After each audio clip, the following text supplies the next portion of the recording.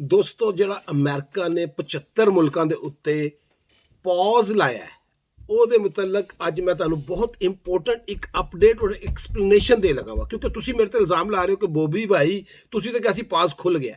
ਮੇਰੇ ਸਾਰੇ video online ਪਏ ਨੇ, ਕਿਧਰੇ ਵੀ ਮੈਂ ਤੁਹਾਨੂੰ ਇਹ ਲਫ਼ਜ਼ ਨਹੀਂ ਬੋਲਿਆ ਕਿ ਪਾਸ ਖੁੱਲ ਗਿਆ ਜੀ। ਜੋ ਖੁੱਲਿਆ ਉਹ ਦੱਸਿਆ, ਤਫਸੀਲ ਦੇ ਨਾਲ ਦੱਸਿਆ। ਦੁਬਾਰਾ ਮੈਂ ਤੁਹਾਨੂੰ ਹੁਣ ਉਹ ਦੱਸਣ ਲਗਾ ਵਾਂ ਜਿਹੜਾ USCIS ਦਾ ਆਪਣੇ ਅਲਫਾਜ਼ ਨੇ, ਕੋਈ ਆਪ ਨਹੀਂ ਮੈਂ ਬਣਾਏ ਨਾ ਕੋਈ ਕਾਪੀ ਕੀਤੇ ਨੇ।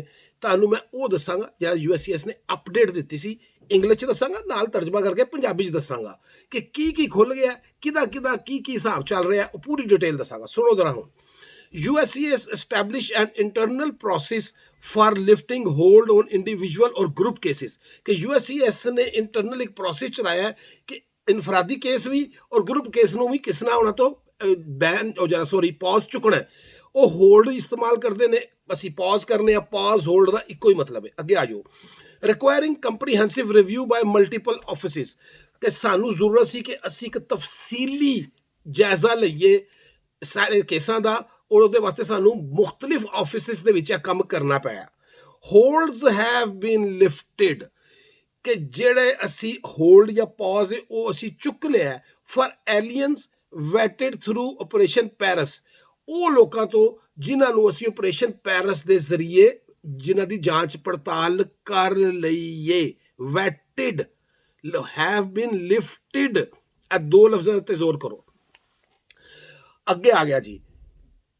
certain petition filed by US citizens, ਐਸੀਆਂ ਪਟੀਸ਼ਨਾਂ ਜਿਹੜੀਆਂ US ਸਿਟੀਜ਼ਨ ਨੇ ਦਾਇਰ ਕੀਤੀਆਂ ਹੋਈਆਂ ਨੇ, ਉਹਦੇ ਤੋਂ ਅਸੀਂ ਜਿਹੜਾ ਨਾ ਪੌਜ਼ ਲਿਫਟ ਕਰ ਲਿਆ ਜਾਂ ਹੋਲਡ ਲਿਫਟ ਕਰ ਲਿਆ। ਕਿਹੜੀਆਂ ਨੇ ਉਹ? US ਸਿਟੀਜ਼ਨ ਕਿਹਦੀ ਕਰਦਾ? US ਸਿਟੀਜ਼ਨ ਆਪਣੀ ਬੀਵੀ ਦੀ ਕਰਦਾ, ਆਪਣੇ ਬੱਚੇ ਦੀ ਕਰਦਾ, ਮਾਂ ਪਿਓ ਦੀ ਕਰਦਾ ਤੇ ਆਪਣੇ ਭੈਣ ਭਰਾ ਦੀ ਕਰਦਾ। ਉਹਦੇ ਤੋਂ ਉਹਨਾਂ ਨੇ ਚੁੱਕ ਲਿਆ। ਉਸ ਤੋਂ ਬਾਅਦ ਹੁਣ ਇਹਦੇ 'ਚ ਉਹਨਾਂ ਨੇ ਨਾਂ ਨਹੀਂ ਲਿਆ ਕਿਸੇ ਦਾ ਕਿ ਬੀਵੀ ਤੋਂ ਚੁੱਕ ਲਿਆ ਜੀ, ਮਾਂ ਪਿਓ ਤੋਂ ਚੁੱਕ ਲਿਆ ਜੀ, ਭੈਣ ਭਰਾ ਤੋਂ ਚੁੱਕ ਲਿਆ, ਕੋਈ ਨਹੀਂ। ਉਹਨਾਂ ਕਿਹਾ ਜੀ ਸਰਟਨ ਜਿਹੜੀਆਂ ਪਟੀਸ਼ਨ ਨੇ ਉਹਦੇ ਤੋਂ ਕਰਦਾ। ਹੁਣ ਉਹ ਕੇਸ ਬਾਏ ਕੇਸ ਚੱਲਣਗੇ। ਉਹਨਾਂ ਨੇ ਇਹ ਕਿਧਰੇ ਵੀ ਨਹੀਂ ਕਿਹਾ ਕਿ ਨਾ ਮੈਂ ਕਿਸੇ ਵੀਡੀਓ 'ਚ ਕਿਹਾ ਕਿ ਜੀ ਸਾਰਾ ਪਾਸ ਖਤਮ ਹੋ ਗਿਆ, ਨਾ, case by case. Please video ਪੂਰਾ ਦੇਖਿਆ ਕਰੋ, ਉਹਦੇ ਵਜ੍ਹਾ ਨਾਲ ਫਿਰ ਕਨਫਿਊਜ਼ਨ ਪੈਦਾ ਹੁੰਦੀ। ਅੱਗੇ ਚੱਲੋ ਜੀ। ਇੰਟਰ ਕੰਟਰੀ ਅਡਾਪਸ਼ਨ ਫਾਰਮਸ ਕਿ ਕੁਛ ਜਿਹੜਾ ਦੂਸਰੇ ਮੁਲਕਾਂ ਤੋਂ ਲੈ ਕੇ ਆਣੇ ਨੇ ਬੱਚੇ ਅਡਾਪਟ ਕਰਕੇ, ਉਹਨਾਂ ਤੋਂ ਸਰਟਨ ਰੀਸਕੈਜੂਅਲ ਓਥ ਸੈਰਮਨੀਆਂ ਕੁਛ ਰੋਕੀਆਂ ਹੋਈਆਂ ਸਨ, ਜਿਹੜੇ ਸਿਟੀਜ਼ਨ ਬਣ ਗਏ ਨੇ ਉਹਨਾਂ ਤੋਂ ਚੁੱਕ ਲਿਆ। ਉਸ ਤੋਂ ਬਾਅਦ ਜਨਾਬ refugee registration for south African citizens ਕਿ ਰੈਫਿਊਜੀ ਰਜਿਸਟ੍ਰੇਸ਼ਨ ਅਸੀਂ ਸ਼ੁਰੂ ਕਰ ਰਹੇ ਹਾਂ ਸਾਊਥ ਅਫਰੀਕਨ ਸਿਟੀਜ਼ਨਸ ਦੀਆਂ, ਜਿਹੜੀਆਂ ਪ੍ਰੈਜ਼ੀਡੈਂਟ ਟਰੰਪ ਨੇ ਕਿਹਾ ਹੈ। ਸਰਟਨ ਇੰਪਲੋਇਮੈਂਟ ਅਥੋਰਾਈਜ਼ੇਸ਼ਨ ਡਾਕੂਮੈਂਟਸ ਕਿ EAD work authorisation work permit ਰੋਕੇ ਸਨ ਬਹੁਤ ਸਾਰੇ ਲੋਕਾਂ ਦੇ, ਉਹ ਵੀ ਅਸੀਂ ਦੇਣੇ ਸ਼ੁਰੂ ਕਰ ਲਗੇ ਹਾਂ। ਨਾਲ ਉਹਨਾਂ ਨੇ ਕਿਹਾ ਜੀ certain special immigrant visa petition, ਔਰ ਕੁਛ ਸਪੈਸ਼ਲ ਇਮੀਗ੍ਰੈਂਟ ਜਿਹੜੇ ਸਪੈਸ਼ਲ ਵੀਜ਼ੇ ਹੁੰਦੇ ਨਾ ਉਹਨਾਂ ਦੀ ਗੱਲ ਹੋ ਰਹੀ ਹੈ, ਉਹਨਾਂ ਦੇ ਤੋਂ ਵੀ ਅਸੀਂ ਹੋਲਡ ਚੁੱਕ ਰਹੇ ਹਾਂ।